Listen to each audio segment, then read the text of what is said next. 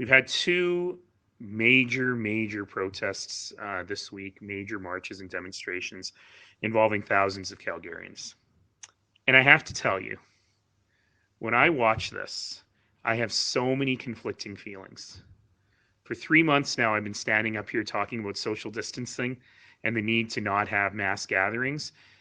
And it is my fervent prayer that nobody gets sick out of this. I'm pleased to see the amount of face covering, the amount of, yesterday I've never heard of a march before where you have to have hand sanitizer squirted on your hand before you can join the march.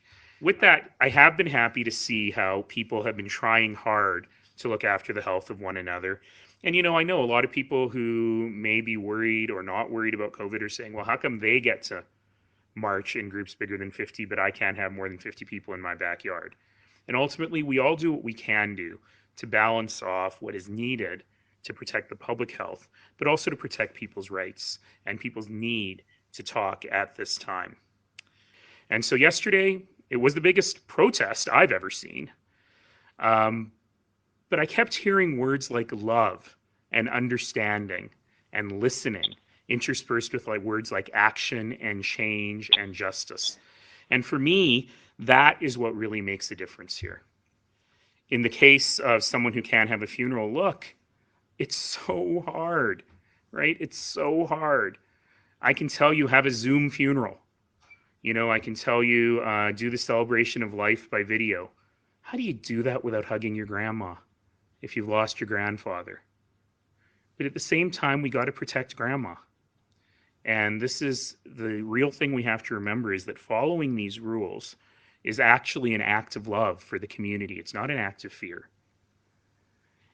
And if I can be blunt about it, fighting for fundamental human right to life in a protest is not the same as going out for beers with your softball team.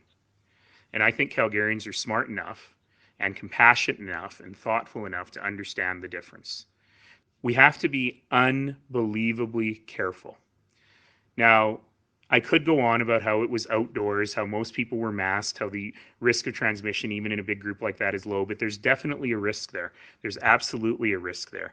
But I want to remind people that the sacrifices that you've made are precisely what has kept us in a position where we are able to open up and ease restrictions as we have. And I know it's tough, and I know it feels unfair that, those folks can and I can't. But ultimately, it's our job to do what's right for the community, and we'll continue to do that.